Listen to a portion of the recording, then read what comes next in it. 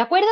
Bueno, fijaros, hemos hablado ya de cómo el imperio romano se divide en Occidente y en Oriente y cómo el imperio de Occidente acaba muy prontito roto por culpa de las invasiones germánicas, por las invasiones bárbaras.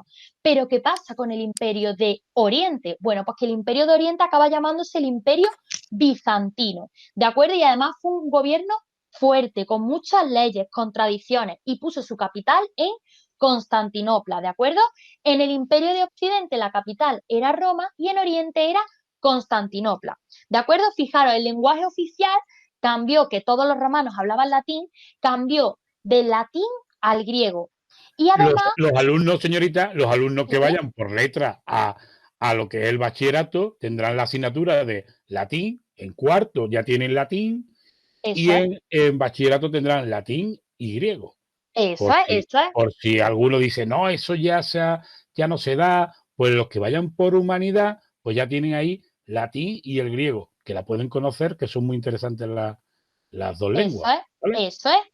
Pues fijaros, como bien ha dicho don Jorge, esas dos lenguas que son súper interesantes, que aunque ahora se consideran lenguas muertas porque no se practican, sí que es verdad que nos ayudan a entender todo lo que es el pasado, ¿de acuerdo? Pues fijaros, además, si tú tienes un imperio, el gran representante de ese imperio se le llama emperador. Sin embargo, en este caso, en el imperio bizantino se le cambia el nombre por Basileus, ¿vale? Que esto también lo comentamos en clase. Basileus será el nombre griego designado para alguien que es emperador. ¿De acuerdo? Muy bien, pues vuelvo a repetir, ya hemos visto la zona de Occidente y sin embargo la zona de Oriente hemos dicho perdón, que duró 1000 años, un poquito más de 1000 años. ¿De acuerdo? Pues fijaros, la mayor extensión del imperio bizantino llegó con un emperador súper famoso que se llamaba Justiniano. Fijaros, Teodosio divide el imperio en el 395 y en el 550 llegará un emperador súper importante que se llama Justiniano. ¿De acuerdo? ¿Por qué es importante? Porque será un conquistador nato, conquistará diferentes zonas, peleará, luchará y la verdad que el tío se lo montará muy bien. ¿De acuerdo? El tío se lo montará muy bien y empezará todo lo que viene siendo una conquista. Lo que pasa es que después de su muerte, el imperio bizantino pues cada vez empezará a hacerse más débil, ¿vale? Hasta el 1400 y pico.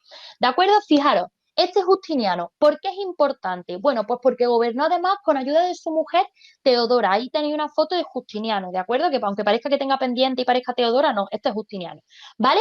Fue famoso sobre todo porque él desarrolló toda la cultura del Imperio de Oriente y además construyó lo que se conoce como la iglesia de Santa Sofía, una iglesia preciosa, ¿de acuerdo? Y elaboró lo que se conoce como el Código Justiniano, que ya comentamos en alguna que otra ocasión, que el Código Justiniano eran como todas esas leyes romanas, que ellos, como el derecho romano que ellos utilizaban pues para juzgar, para hacer leyes, para todo, ¿de acuerdo? A eso se le llamó Igual, Código igual, señor, Justiniano.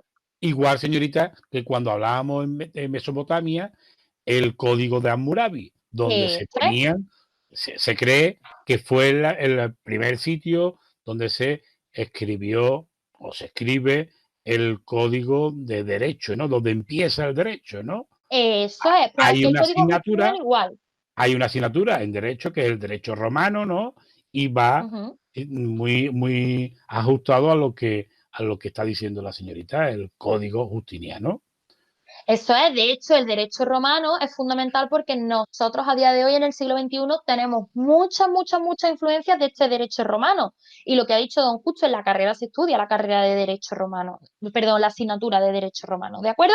Bueno, pues vuelvo a... Me ha dicho don Justo, señorita. He dicho Me ha- Justo Don Justo, por don Justo. Justiniano, por No, Justiniano, Justo, nada, don Jorge, yo no sé por qué he dicho don Justo. Ay, las cabezas, ¿cómo están las cabezas? no De pasa verdad, ¿eh? nada, no pasa Ay, nada. ay, Los dos ay, somos ay. calvos, los dos somos calvos. Bueno, don Jorge, que lo ha dicho don Jorge, ¿vale? Entonces, repito, que ese código justiniano que ha dicho don Jorge será importante porque establecerá las leyes de este nuevo imperio de Oriente o imperio bizantino. Y vuelvo a decir que el emperador más importante de esta zona será Justiniano. Seguro que muchas de las cosas que estamos comentando don Jorge y yo os suenan, ¿de acuerdo? Bueno, aquí tenéis una imagen de su mujer, de Teodora, ¿de acuerdo? Que es la que va como más enjollada y demás. ¿De acuerdo? Y bueno, esto será cómo se extiende todo el territorio en la época del imperio de Justiniano, ¿vale? Esta zona naranjita, ¿de acuerdo? Muy bien, dicho esto, ¿cómo era la sociedad bizantina? Ya mismo vamos a empezar con el carolingio y terminamos. Fijaros, ¿cómo era la sociedad bizantina? Pues básicamente el emperador o Basileus era el que mandaba y controlaba en todo el poder, ¿vale? Tenía el poder absoluto en todo, en la política, en los militares, en la religión y la organización del imperio, la verdad que estaba muy bien hecha. No era como en la zona de Occidente, que era todo súper organizado, las tribus bárbaras hacían lo que les daba la gana. No, no, no, no, no, no. El imperio de Oriente estaba súper organizado. ¿De acuerdo? Fijaros, ¿quién estaba en la cúspide de la pirámide? Pues estaba ese Basileus, patriarca o emperador. Por debajo, pues obviamente estaba la nobleza. Por debajo, comerciantes, artesanos, sirvientes. Por debajo, campesinos y colonos. Y por último, los esclavos.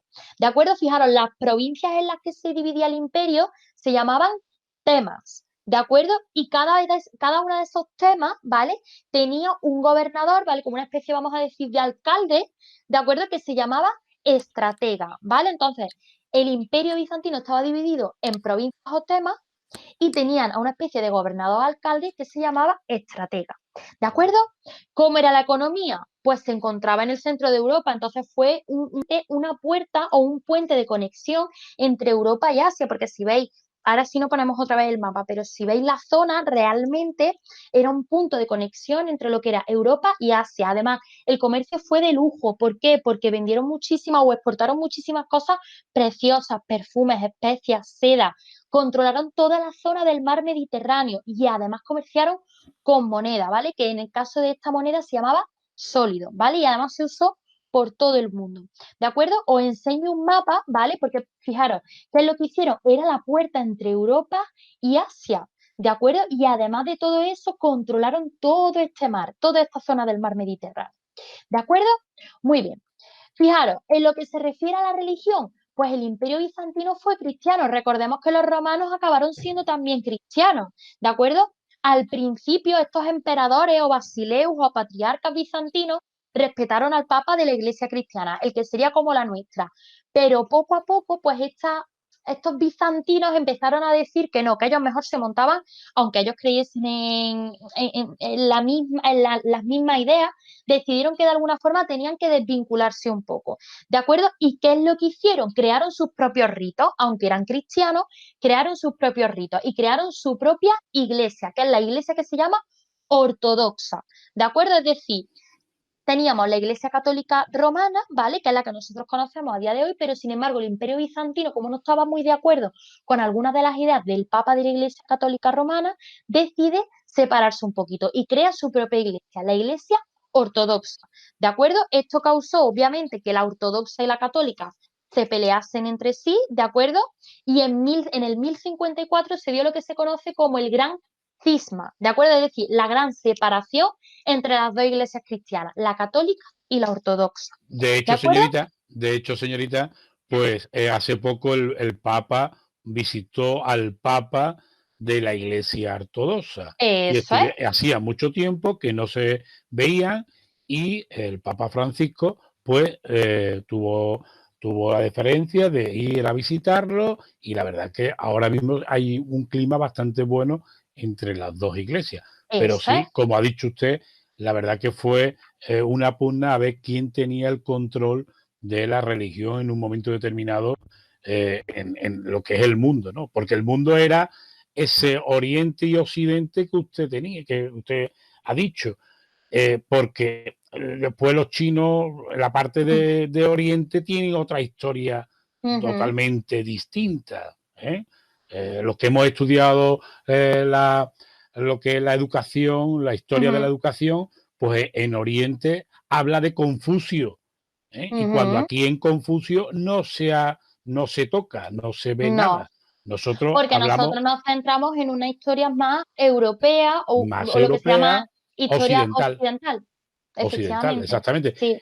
Es ahí donde nosotros, es que bueno, es que los chinos dicen, muchos alumnos míos me lo han comentado, es que ellos tienen otra historia, claro, y en América del Sur posiblemente tenga otra historia, y en Efectivamente. Australia tengan otra historia, pero la base de toda historia viene de nuestra Europa, ¿no? Eso Lo que es, se eso conocía de mundo, ¿no? Lo que se es. conocía de mundo.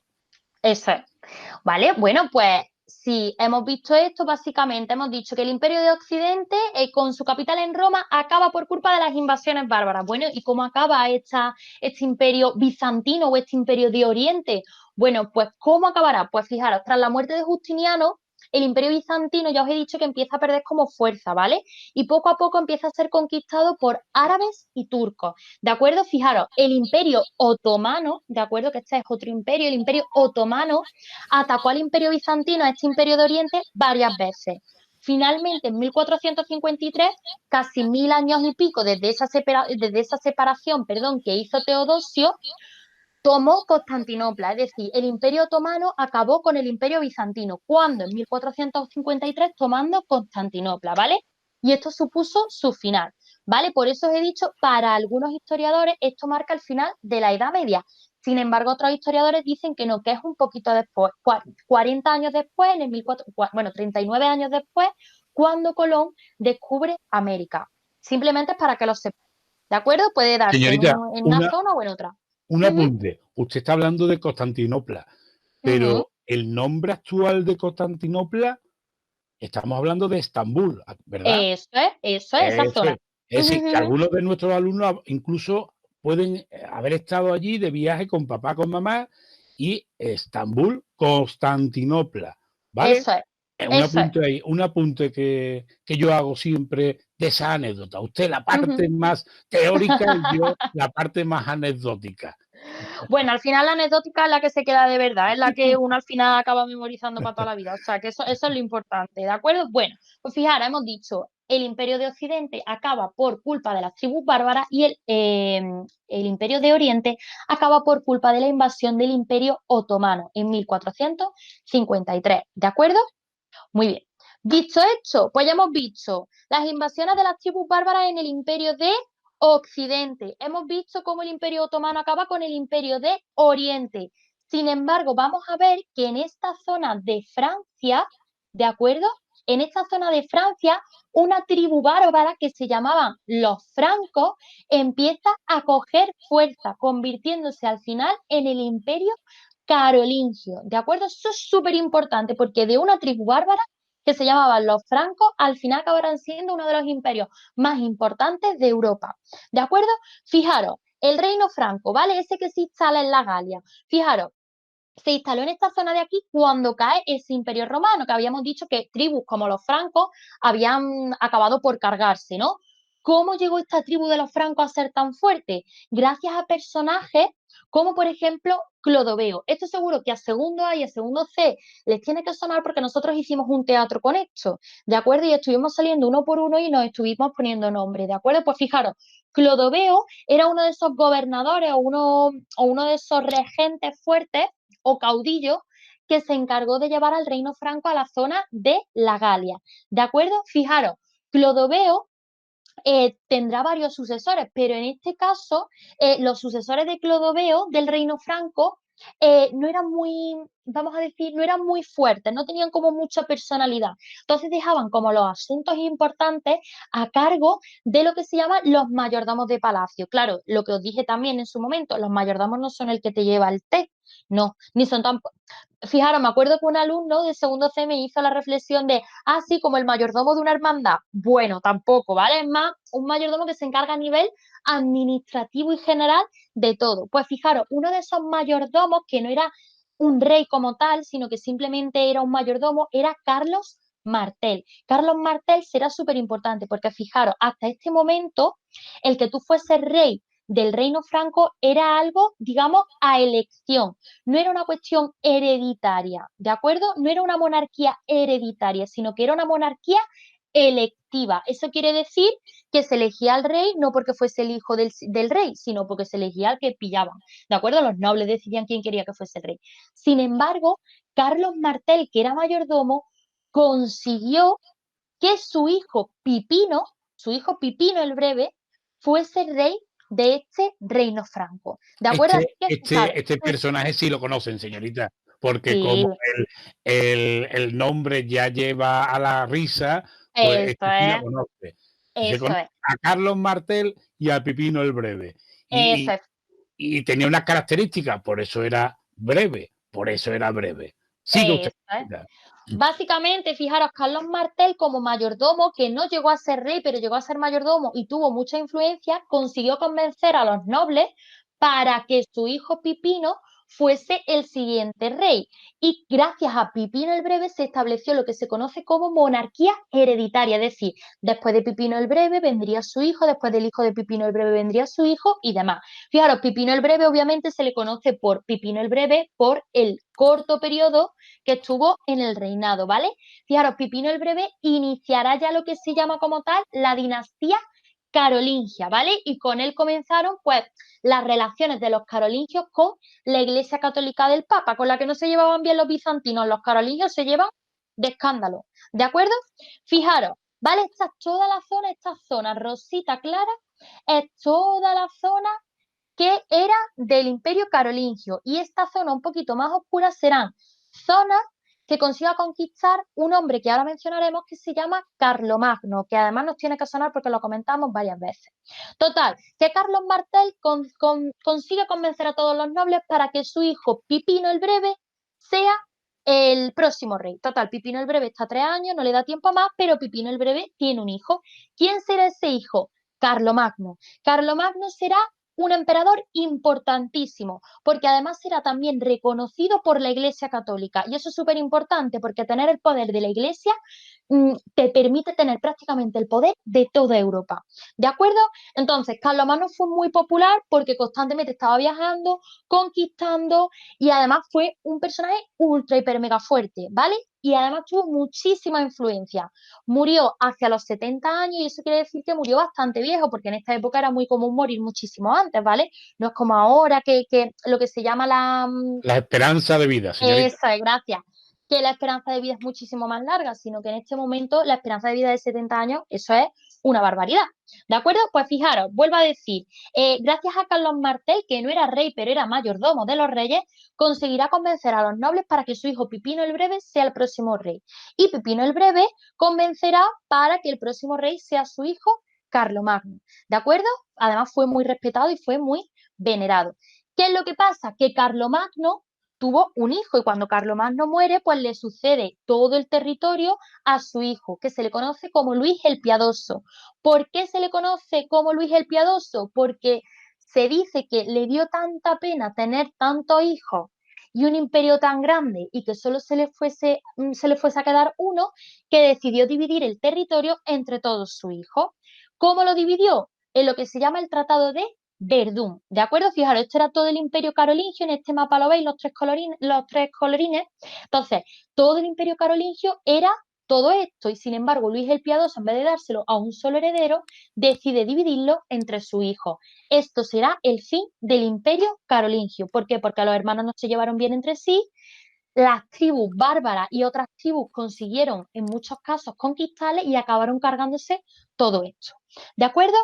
Bueno, fijaros, la debilidad de los sucesores de Carlomagno, de Luis el Piadoso y de sus 3 hijos hicieron que se provocaran, perdón, nuevas invasiones, pues, por ejemplo, de los vikingos o de los sarracenos o de los magiares, ¿vale? Esos son algunas de las tribus, pero fijaros, ¿veis todas esas flechas? Esos son flechas de los movimientos de las tribus, ¿de acuerdo? Entonces, acabaron cargándose todo lo que había conseguido Carlomagno, Carlos Martel, Clodoveo, etcétera, etcétera. ¿De acuerdo? Y termino, ¿de acuerdo? ¿Cómo era la organización del imperio? ¿Cómo se organizaban ellos? Ya hemos visto cómo se organizaban los bizantinos. ¿Cómo se organizaban ellos? Ellos se organizaban con lo que se conoce como, en un primer lugar, tenían su emperador, ¿vale? En un segundo lugar tenían lo que se conoce, perdón, como el Missi Dominici, ¿vale? Que en este caso era como la sociedad de alguna forma que controlaba tanto a los nobles como a los obispos. ¿De acuerdo? Luego los nobles y los obispos tenían unos vasallos que les juraban fidelidad y esos vasallos tenían a siervos y también tenían a personajes libres. ¿De acuerdo? Esa era un poco la organización de manera general. Recordad también que en la época del Imperio Carolingio las zonas no estaban divididas como en la zona bizantina, sino que aquí estaban divididas por condados o por marcas. De ahí viene la palabra conde y marqués. ¿De acuerdo? Estaban divididos en zonas que eran condados o que eran marcas. ¿De acuerdo? Señorita, Uh -huh. eso lo que está usted diciendo es muy interesante, porque nosotros tenemos pueblos Bollullo Par del Condado, Villamanrique de la Condesa. Son sitios, lugares donde se han dado estas circunstancias.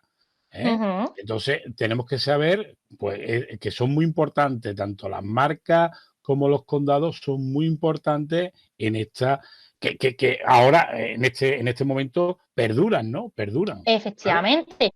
Fijaros, de hecho, el condado estaba más pensado para ser zonas para administrar, es decir, para el tema del papeleo, del dinero, tener ahí a un conde que se encargase de recaudar impuestos, y sin embargo las marcas eran zonas más conflictivas que estaban cerca de territorios en los que estaban en guerra. Fijaros, si os dais cuenta en este mapa de aquí, las marcas, ¿de acuerdo?, están en los extremos de los territorios que no son del Imperio Carolingio. ¿Por qué? Para defender el territorio de posibles invasores, ¿de acuerdo? Fijaros, la marca hispánica nos tiene que sonar, que ya lo veremos en un próximo tema, la marca hispánica nos tiene que sonar porque gracias a ella ya veremos la descendencia de reyes que tuvo España, ¿de acuerdo? Ya lo veremos eso más adelante. Y bueno, básicamente la agricultura y el señorío, es decir, se basó en las relaciones de lo que se conoce como el feudalismo, que ya ahondaremos un poquito más adelante en lo que era el feudalismo, ¿de acuerdo? Y también en el comercio, ¿de acuerdo? El comercio, pues las relaciones comerciales se rompieron mucho por culpa del Islam, ¿vale? Pero eso ya lo comentaremos también más adelante, ¿de acuerdo? Y bueno, don Jorge, yo ya he terminado. Pues nada, señorita, muy interesante, muy interesante. Aquí he estado yo viendo cosas que también vimos en segundo B y prácticamente lo mismo. Lo mismo. Es verdad, don Jorge, que nos dejamos detalles, que nos dejamos cosas, pero esto no es para volver a recordar todo palabra por palabra, sino que es más bien para tener una visión general y volver a tener en nuestra mente toda esa idea. ¿De acuerdo? Sí. Bueno, pues nada, señorita, pues la ha hecho usted muy bien. Y usted también, don Jorge. Y vamos a ver si a nuestros alumnos les gusta, Esperemos. les sigue gustando y podemos seguir haciendo alguna cosita más. Sí Estupendo. tenemos pendiente, señorita, ese día que conectaremos en directo. Sí, Eso es. lo estamos preparando, pero todavía era un poquito pronto y a ver si a mediados de mayo podemos hacer una masterclass en directo. En directo desde ¿Vale? YouTube, a ver si podemos hacer una masterclass chula, ya os iremos contando y os iremos informando, ¿de acuerdo? Donde sean ellos los protagonistas, donde pongamos un tema y ellos nos cuenten qué es lo que recuerdan o qué podemos aprender de ellos. También decirles que vayan viendo algunas películas o series de lo que estamos viendo, que vayan buscando para también recomendar a los compañeros y hablar sobre las películas si las hemos visto o las podemos ver. Pues nada, señorita, este vídeo a lo mejor, señorita, lo vamos a partir en 2, 3 partes. Que no se asusten los alumnos, las alumnas, y a lo mejor lo dividimos en 3 partes para que sea un poquito o lo lleve un poquito mejor, ¿vale? Vale, pues perfecto. Nada, señorita. Bueno, chicos, venga, nos vemos en la próxima. Nos vemos. Hasta luego. Adiós.